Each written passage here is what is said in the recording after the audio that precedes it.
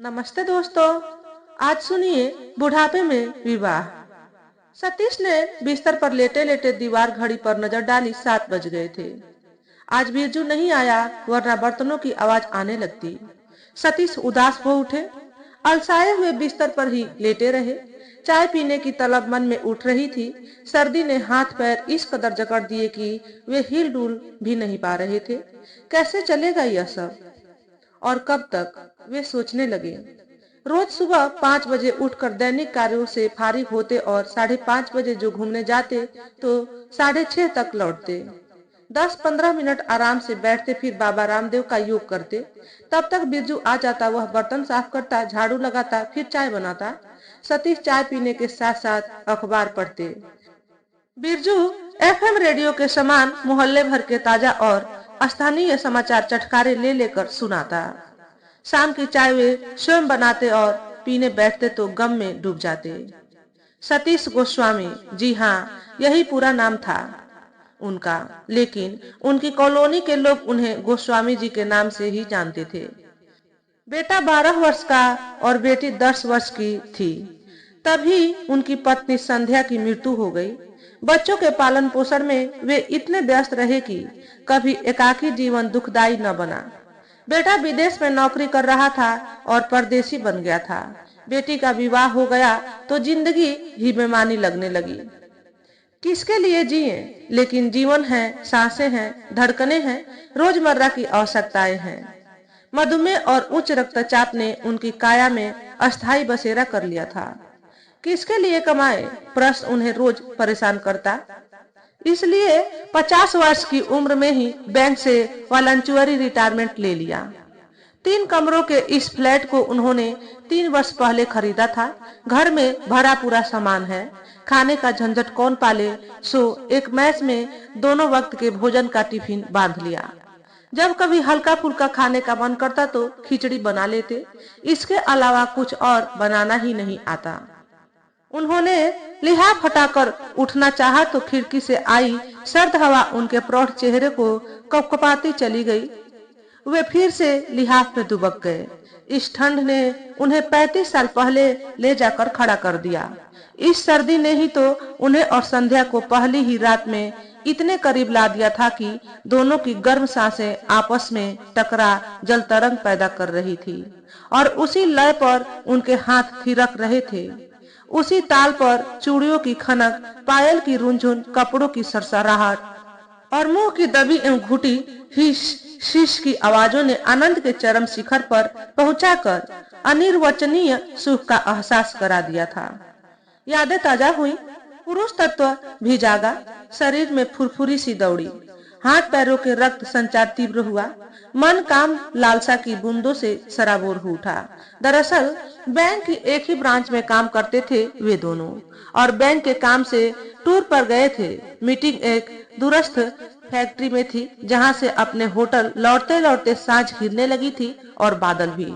दिसंबर का महीना और कड़ाके की सर्दी। वे और संध्या नीचे डाइनिंग रूम में चाय पीने बैठे। जल्दी ही दोनों एक दूसरे से प्रभावित हो गए। दोनों ने अंग्रेजी साहित्य में एमए किया था। सतीश तो शेक्सपियर के साहित्य पर पीएचडी भी करना चाहता था। दोनों एक दूसरे के प्रति आकर्षित, एक दूसरे पर मोहित, सो जल्दी ही अगले माह फिर से टूर पर थे। संध्या सतीश के रूम में आई। उसकी नजर जॉन डन की पुस्तक पर पड़ी जिसे सतीश ने हाथ में पकड़ रखा था। संध्या ने किताब ली और उसके पन्ने पलटने लगी। संध्या ने पंक्तियां ऊंचे स्वर में पढ़कर सुनाई और प्रश्न करते हुए सतीश की आंखों में झांका। क्या हमारा प्रेम भी यही है? प्रश्न ने सतीश को थोड़ा सोच में डाल दिया। कुछ ठहर कर वह बोला, हमारा प्रेम प्रेम है, सच्चा प्रेम, पर रहस्यमय नहीं है और न ही काम भाव से परे। सतीश ने संध्या का हाथ अपने हाथ में लेते हुए उसके कान के पास मुंह ले जाकर धीरे से फुसफुसाया। संध्या ने अपना सिर उसके कंधे पर रख दिया। अपने तन और मन की जल तरंग को एक दूसरे को सुना दिया था उन्होंने। दोनों कुंवारे थे, दोनों ही खुद मुख्तार, जल्दी ही ब्याह कर लिया था दोनों ने। एक ही जाति के होने के कारण भी संध्या के परिवार वालों ने बखेड़ा खड़ा कर दिया था, क्योंकि यह वह जमाना था जब वर वधू की मर्जी नहीं चलती थी, बल्कि माँ बाप की इच्छा बच्चों पर थोप दी जाती थी। सतीश को कई दिनों तक ये महसूस होता रहा कि कुछ अनजान से गुंडे किस्म के लड़के उसका पीछा कर रहे हैं, लेकिन वे डरे नहीं। जब एक लड़के ने उन्हें परेशान करने की कोशिश की तो उन्होंने उसका गिरेबान पकड़कर उसे घुसा ही मार दिया। फिर उसकी पुलिस में भी रिपोर्ट कर दी थी। अचानक मोबाइल की घंटी ने गोस्वामी जी का ध्यान भंग कर दिया। घूमकर आने के बाद मोबाइल चार्ज होने लगा दिया था। मजबूरी में उन्हें उठना पड़ा। कॉल देखी, जयपुर से छोटी बहन राज रानी का फोन था। हेलो। हाँ राज, बोलो कैसी हो? भैया मैं ठीक हूँ, आप संडे को जयपुर आ जाओ। क्यों? यही आ जाओ तब बताऊंगी, बहुत अर्जेंट काम है। तुम्हारी तबीयत तो नहीं? मैं वह सभी लोग ठीक है, बस आपसे कुछ काम था। अच्छा, जरूर आना, अभी से रिजर्वेशन करवा लेना। ओके। वे कुछ देर वहीं बैठे रहे, जयपुर बुलाए जाने का कारण ढूंढने लगे। दूर दूर तक नौका विहार की, लेकिन कोई किनारा नहीं दिखा, कोई सूत्र नहीं मिला। वे उठकर किचन की ओर चल दिए। चाय चढ़ाई, शक्कर पत्ती, पानी, जीवन में सब कुछ था, बस दूध के बिना चाय खदक रही थी। वहीं के वहीं दूध डालने पर कैसा उफान आता है। सारी उम्र दोस्तों की तरह रहे वे और संध्या। दो बच्चे हुए। संध्या ने दोनों की परवरिश अच्छे ढंग से की। दिसंबर अंत के जाड़ों में उस दिन संध्या को हार्ट अटैक आया और वह उन्हें तन्हा छोड़ जाने किस जहान में चली गई। चाय सिप करते हुए वे सोच रहे थे, काश कोई होता जिससे बात करके मन हल्का कर सकते। शाम के समय सारे हम उम्र दोस्त बैठकर बातें करते हैं, गप्पे लगाते हैं। फिर भी कई बातें ऐसी होती हैं जिन्हें कुछ खास लोगों में ही बांटी जा सकती हैं। शनिवार की रात वे जयपुर पहुंच गए। रेलवे स्टेशन पर उनके बहन बहनोई लेने आ गए। गोस्वामी जी की खोजी निगाहें कई बार राजरानी से प्रश्न कर चुकी थीं। राजरानी आंखों से उन्हें इशारा कर देती कि अभी बताऊंगी। भोजन के बाद राजरानी ने उन्हें एक पंपलेट लाकर दिया, जिसमें लिखा था, प्रौढ़ महिला पुरुष सम्मेलन, स्थानीय लोगों की अनूठी पहल, प्रौढ़ महिलाओं पुरुषों के विवाह को प्रोत्साहन। युवा अवस्था में अकेले हो गए महिला या पुरुष सामाजिक प्रतिष्ठा, मर्यादा, सर्विस के कारण या पारिवारिक उत्तरदायित्व के कारण विवाह नहीं कर पाते, जीवन साथी के बिना अकेले रह जाते हैं। युवावस्था तो व्यस्तता में निकल जाती है। प्रौढ़ावस्था और वृद्धावस्था में व्यक्ति को जीवन साथी की सबसे अधिक जरूरत होती है, जिसे वह अपना अंतरंग साथी बना सके। संतान की अपनी अलग व्यवस्थाएं हैं। जब शरीर भी शिथिल होने लगता है, तब एक हमदर्द, हमसफर और एक हमराज की जरूरत होती है। आइए और जीवन साथी का चयन करें। जिसे रविवार वे एक सांस में ही पूरा पंफलेट पढ़ गए। स्थान और समय को अनदेखा करते हुए वे राजरानी को प्रश्नवाचक निगाहों से देखने लगे। भैया मैं चाहती हूँ आप भी अच्छा सा साथी देखकर विवाह कर लें। गोस्वामी जी चौंक गए और हंसकर बोले, इस उम्र में? हाँ, इसी उम्र में तो जीवन साथी की सबसे ज्यादा जरूरत होती है। नहीं, इतने दिन तुम्हारी भाभी के बिना गुजार दिए, उसकी जगह कोई दूसरा नहीं ले सकता। उनके स्थान पर किसी और को बिठाने की बात नहीं कहती। जो स्थान अब सुना है उसमें तो किसी का प्रवेश हो सकता है।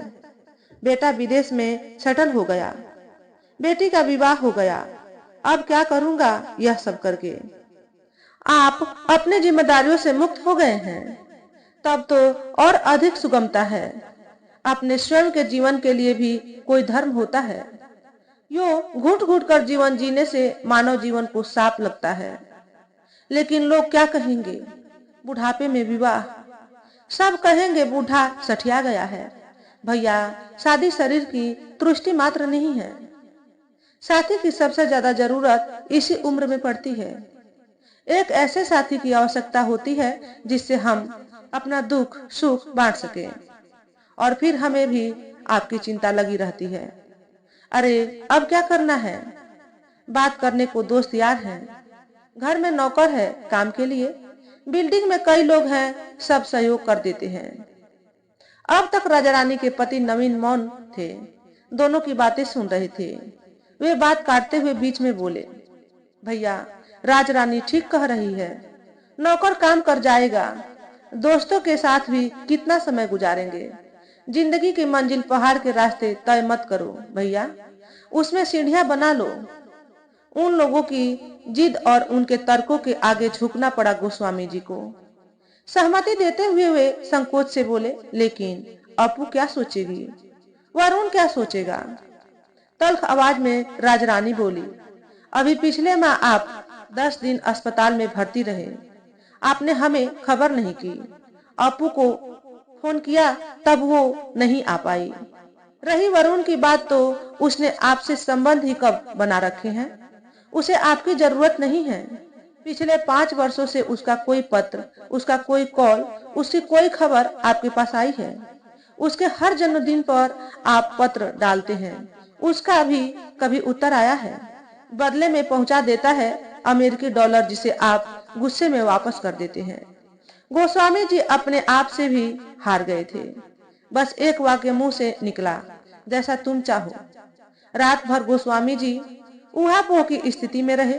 बेटी, दोस्त, बिल्डिंग वाले, बच्चे सब क्या सोचेंगे। कभी कभी मन पुलक उठता शादी के नाम से। पहली बार भी तो वे कितने प्रसन्न थे। सारी रस्में उन्होंने परंपरागत ढंग से ही निभाई थी। वे करवट बदल सोने की कोशिश करने लग गए। समारोह स्थल पर आकर उन्हें लगा कि वे नाहक ही संकोच कर रहे थे। यहाँ तो उनसे भी अधिक शारीरिक दृष्टि से वृद्ध नजर आ रहे लोग बैठे थे। वे चारों तरफ का जायजा लेने लगे। एक तरफ महिलाओं की सीटें लगी थी, दूसरी ओर पुरुषों की। समारोह शुरू हो गया। उनके नाम की पुकार लगते ही वे सकुचाते हुए स्टेज पर आए।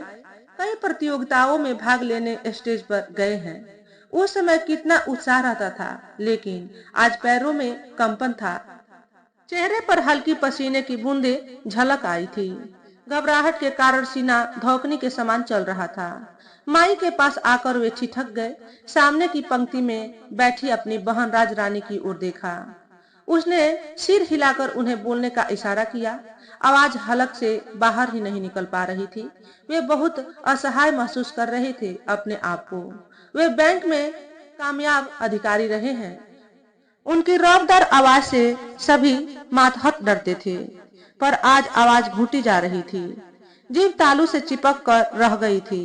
हकलाते से बोलने लगे, मैं सतीश गोस्वामी, निवासी ग्वालियर, आयु 61 वर्ष, बैंक से कंपल्सरी रिटायरमेंट, पेंशन 20,000, एक बेटा और एक बेटी, दोनों विवाहित। बेटा विदेश में, बेटी ललितपुर में, स्वयं का फ्लैट ग्वालियर में। मैं डायबिटिक हूँ। गोस्वामी जी स्टेज से उतरकर अपनी कुर्सी पर आकर बैठ गए।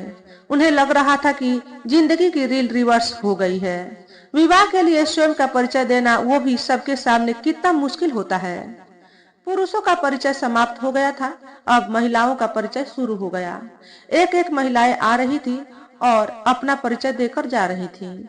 एक नाम अनाउंस हुआ, माला रावत। एक महिला अपने स्थान से उठी, लेकिन वही कुर्सी पकड़कर खड़ी हो गई। स्टेज तक जाने का उसमें साहस नहीं हो पा रहा था। वह फिर से बैठ गई। उसके साथ आई युवती ने उसे सहारा दिया और उसे ऊपर तक लेकर आई। युवती माई के पास आई और बोली, ये मेरी मौसी है, माला रावत। उम्र 60 वर्ष, बरेली में रहती थी। पति और 2 बेटे थे, जिनकी एक कार एक्सीडेंट में मृत्यु हो गई। तब व्यवस्थापक ने कहा, कुछ उन्हें भी कहने दो, कहाँ तक पढ़ी हो आप? महिला ने हॉल में नजर दौड़ाई। सभी उसी को देख रहे थे। लाज की गठरी बनी वह कांपती आवाज में बोली, मैं पोस्ट ग्रेजुएट हूँ। कोई हॉबी? साहित्य पढ़ना। आपकी कोई शर्त? दोस्त के रूप में हम सफर चाहिए, जो मेरे दुख को समझ सके, मेरा साथ दे सके। कोई बीमारी? अपनी उखड़ती हुई सांस पर काबू करते हुए बोली। बीपी हाई रहता है। सर्दी में सांस उखड़ती है। गोस्वामी जी और उनकी बहन स्टेज पर आने वाली हर महिला को ध्यान से देख रहे थे। अभी तक ज्यादातर महिलाएं सर्विस वाली ही आई थी। हर महिला के जाते ही राजरानी आंखों से प्रश्न करती और हर बार गोस्वामी जी सिर हिलाकर नकारात्मक उत्तर दे देते। गोस्वामी जी की निगाहें किसी जरूरतमंद को ढूंढ रही थी जिसका जीवन वे संवार सके। माला के स्टेज पर आते ही वे उसका रूप देखकर ठगे से रह गए। श्वेत वर्ण कपोलों पर रक्तम आभास, एक अनोखा तेज लिए हुए चेहरा, चौड़ा माथा, बड़ी बड़ी आंखें, भयभीत हिरणी जैसी, जिन्हें देखकर सतीश को संध्या की आंखें याद हो आई। जब वह बोल रही थी उसके शब्द कानों के रास्ते मन में जल तरंग सी पैदा कर रहे थे। उन्हें लगा माला ही उनके लिए योग रहेगी। लौटते समय राजरानी ने पूछा, भैया आपको कौन अच्छी लगी? गोस्वामी जी नवीन से बोले, तुम अपनी राय बताओ। नवीन बोले, भैया मुझको तो नंबर 11 अच्छी लगी। क्या नाम था? माला। राजरानी हंसते हुए बोली, रावत। हाँ भैया, मुझे भी वही पसंद है। गोस्वामी जी का चेहरा शर्म से हल्का गुलाबी हो चला था, पर जल्द ही अप्पू का ध्यान आते ही चेहरे पर परेशानी छा गई। वे धीरे से बोले, ठीक है, जैसा बहुमत हो। सम्मेलन से मिली पत्रिका में माला का पता देखा गया। फोन पर बगीचे में मिलने का स्थान और समय तय किया गया। दोनों परिवारों के बीच बातें हुई। कुछ समय गोस्वामी जी और माला ने साथ व्यतीत किया। एकांत पाते ही गोस्वामी जी ने ध्यान से माला को देखा।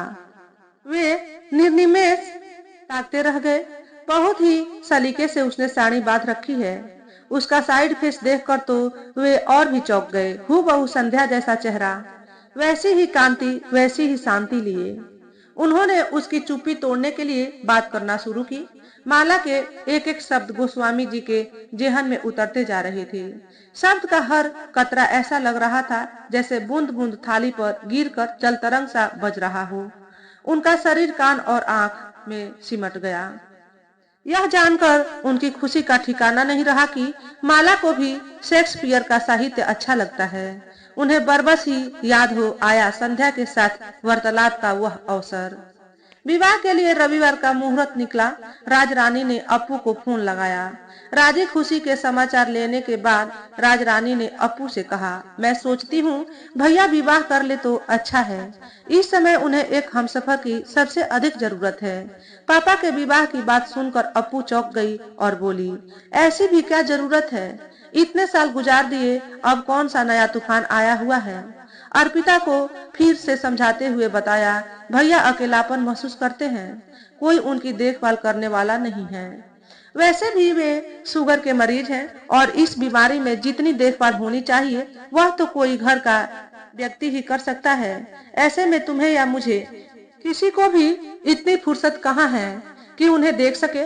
इसलिए मैंने बहाने से भैया को जयपुर बुलाया है। यहाँ वृद्ध महिला पुरुष का सम्मेलन था। हम लोगों के आग्रह करने पर भैया को एक महिला पसंद भी आई है। मुहूर्त के मुताबिक अगले रविवार को दोनों का गठजोड़ है। अर्पिता बौखला गई थी, बोली, बुआ जी आप भी क्या बकवास करती हैं? भला इस उम्र में भी कोई ब्याह रचाता है? अब तो भगवान का भजन करने का टाइम है। क्या इस उम्र में भी उन्हें पत्नी की आवश्यकता है? देखो अप्पू, भैया बड़ी मुश्किल से माने हैं। तुम सहमत हो जाओगी तो भैया का एकाकी जीवन समाप्त हो जाएगा। मैं व तुम दोनों ही उनकी देखभाल नहीं कर पाते। ऐसे में एक साथी की जरूरत है जो अकेलेपन को भर सके। उधर से कोई आवाज नहीं आई। अब तक गोस्वामी जी पास आ गए। राजरानी से रिसीवर लेकर अप्पू को समझाते हुए बोले, बेटी गुस्सा थूक दो, जल्दी से परिवार सहित यहाँ चली आओ। उधर से आवाज आई, पापा मैं आपसे बात करना नहीं चाहती। इस उम्र में शादी का शौक आया है आपको? कहकर अप्पू ने फोन रख दिया। गोस्वामी जी पसोपेश में पड़ गए। वे एक रिश्ता तोड़कर दूसरा जोड़ना नहीं चाहते थे। बच्चों की खातिर ही तो उन्होंने अब तक अपने बारे में नहीं सोचा था। अपू को जब भी जरूरत पड़ी वे उसके हर फैसले में साथ खड़े थे। उसने अंतरजातीय विवाह किया, उसके लिए भी उन्होंने जाति बंधन की दीवारें खड़ी नहीं की। यह सही है कि एकाकीपन अब सहा नहीं जाता। नौकर न आए तो एक गिलास पानी पिलाने वाला नहीं मिलता। कुछ देर तक वे हताश होकर बैठे रहे। उन्होंने हिम्मत जुटाई, अपने दोस्त जीवन लाल को फोन लगाया। हेलो जीवन, मैं सतीश बोल रहा हूँ। उधर से भी उत्साह भरी आवाज आई। सतीश, कब आ रहे हो? अभी कुछ दिन बाद आऊंगा। एक खुशखबरी है। बता, जल्दी बता। तेरी भाभी भी साथ में आएगी। रविवार को मेरी शादी है। क्या मजाक करते हो यार? आज तो 1 अप्रैल भी नहीं है। मैं सही कह रहा हूँ। तुम सब लोग यहाँ आ जाओ। तुम अपने ग्रुप को खबर कर देना। दूसरी तरफ एकदम सन्नाटा छा गया। गोस्वामी जी सोच रहे थे, जीवन उन्हें बधाई देगा तो वे कहेंगे, अब तू भी जल्दी से खुशखबरी सुनाना। लेकिन उसने रिसीवर रख दिया था। उन्हें एक बार फिर से लगने लगा कि वे गलत फैसला कर रहे हैं। सब क्या सोचेंगे?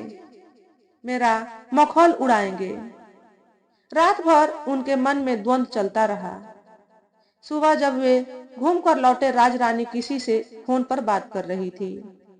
राजरानी के चेहरे पर चिंता झलक रही थी। उसने बताया, माला के यहाँ से फोन था।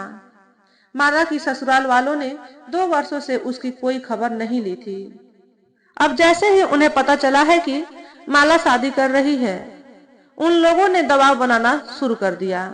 वे नहीं चाहते माला शादी करे। गोस्वामी जी नहीं चाहते थे इतनी विषम संगतियों में शादी हो। उन्हें लग रहा था कि अब शादी नहीं होगी। इस विचार के साथ ही उनके मन का द्वंद्व भी खत्म हो गया। शाम को माला संगीता के साथ उनके यहाँ आई। माला के चेहरे पर अत्यंत चिंता थी। कुछ देर खामोशी रही। बात संगीता ने ही शुरू की। राजरानी की ओर देखते हुए वह बोली, मौसी जी, आज सुबह से परेशान हैं। इनके ससुराल वालों को इनकी शादी की भनक लग गई।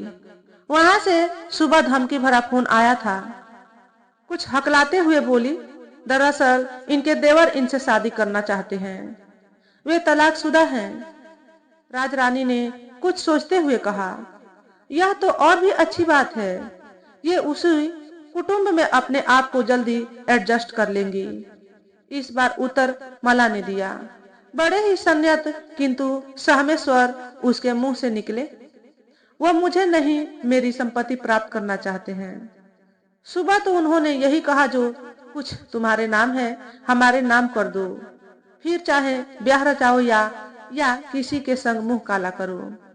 एक सन्नाटा छा गया वहां। किसी को समझ नहीं आ रहा था क्या करें। चुप्पी फिर से माला ने तोड़ी। देवर शराब पीते हैं और दूसरी महिलाओं से भी उनके संबंध है। इसीलिए देवरानी ने तलाक ले लिया था। 2 वर्षों से किसी ने मेरी खोज खबर नहीं ली। मैं कैसी हूँ, पति व बच्चों के दुख में किसी ने मुझे सहारा नहीं दिया। पति व बच्चों के अंतिम संस्कार में जो खर्चा हुआ था वह भी मुझसे ले लिया था। यदि मायके वालों ने साथ नहीं दिया होता तो मैं आज वहां जाकर मेरा दुख और बढ़ जाएगा। और अगर शादी नहीं की तो मुझे और परेशान करेंगे। हो सकता है मुझे मरवा दे, फिर सारी जायदाद स्वतः उन्हें मिल जाएगी। गोस्वामी जी को माला का बोलना अच्छा लग रहा था। अचानक माला ने गोस्वामी जी की ओर देखा। अपनी ओर ताकता हुआ पाकर वह सकुचा गई।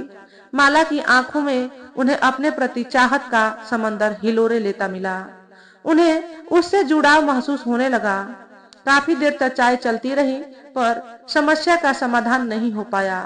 रात्रि में खाना खाते समय गोस्वामी जी ने राजरानी से कहा, मैं कल वापस चला जाता हूँ, अब क्या करना रुक कर।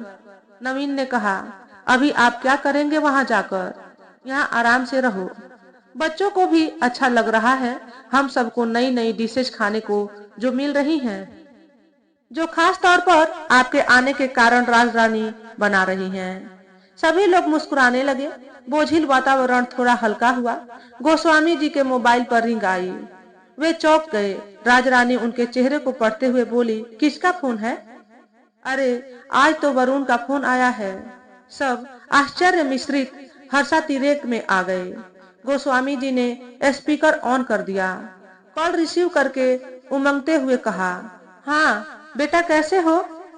इस बात का कोई उत्तर नहीं आया, बल्कि उनसे ही प्रश्न पूछा गया, पापा क्या आप शादी कर रहे हैं?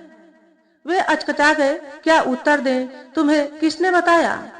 7 समुंदर दूर मेरी बीमारी की खबर तो नहीं पहुंची, अलबत्ता विवाह की खबर पहुंच गई। अपू का फोन आया था। और क्या कहा अपू ने? उधर से झल्लाया हुआ वाक्य, पापा आप शादी वादी नहीं करें, इस उम्र में शोभा देगा क्या? देखिए, हम लोगों की भी इमेज का सवाल है। पश्चिमी सभ्यता में रचा बसा उनका बेटा आज अच्छे बुरे की वकालत कर रहा है। फिर आप समझते क्यों नहीं प्रॉपर्टी का क्या होगा? इस वाक्य ने उनके पैरों तले जमीन खिसका दी।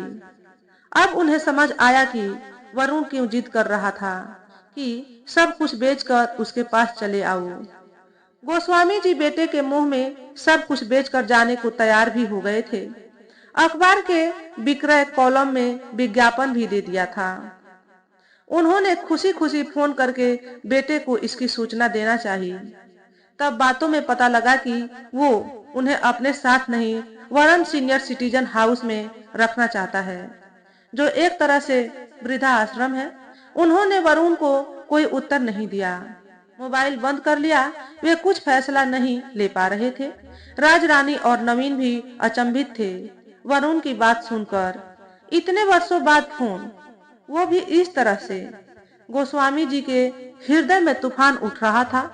उन्हें अब समझ आ रहा था कि अब तक वरुण शांत था, क्योंकि उनकी सारी संपत्ति उसी की तो थी, पर अब छीनने का भय उसके मस्तिष्क पर हावी हो रहा था। वे कमरे में चहलकदमी करने लगे। सब शांत थे, पर अंदर हलचल लिए उन्होंने सबके चेहरों की ओर देखा। फिर मोबाइल पर कॉल करने लगे। उधर अर्पिता थी। उसने पापा से सबसे पहला प्रश्न किया, पापा आपने क्या सोचा? बेटा तुम क्या चाहती हो? पापा इतनी उम्र गुजर गई, अब क्या करेंगे शादी करके? माला को भी जरूरत है मेरी। 2 दिन में ही आप अपने रक्त संबंधों को भूलकर दूसरे के बारे में सोचने लगे। नहीं, ये बात नहीं है बेटा, मुझे समझने की कोशिश करो। तो ठीक है, लुटा देना अपना पूरा पैसा उस दूसरी औरत पर। यह दूसरा अवसर था जब गोस्वामी जी हक्के बक्के रह गए। अब उन्हें समझ आ रहा था कि बच्चे उनकी शादी का विरोध क्यों कर रहे हैं। वे रात भर करवटें बदलते रहे, एक निश्चित किंतु दृढ़ निर्णय लेने के लिए। जैसे दही मथने के बाद मक्खन ऊपर तैर आता है। मैंने अपने बच्चों के सुख के लिए अपने सुख वैभव के दिन यूं ही अकेले गुजार दिए।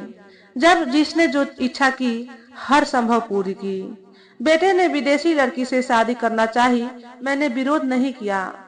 लड़की ने अंतर्जातीय विवाह करना चाहा, मैंने विरोध नहीं किया। उन लोगों के हर सुख के आगे अपनी इच्छाएं, आकांक्षाएं सब कुर्बान कर दी। संध्या की मृत्यु के बाद कितने रिश्ते आए थे, कुंवारी लड़कियों के भी। आखिर वे बैंक की नौकरी में थे और हर दृष्टि से योग्य भी। बच्चों को कोई असुविधा न हो या समाज बच्चों के मन में सौतेला शब्द न उगा दे, यही सोच करके बच्चों में ही डूबे रहे। उन लोगों को संपत्ति से मोह है, मुझसे कोई सरोकार नहीं। मेरे प्यार का, मेरे विश्वास का, मेरी आत्मीयता का अच्छा सिला दे रहे हैं ये लोग। जयपुर आने से पूर्व वे भी नहीं चाहते थे विवाह करना, पर यहाँ आकर माला से मिलकर एक ख्वाब पलने लगा है मन में।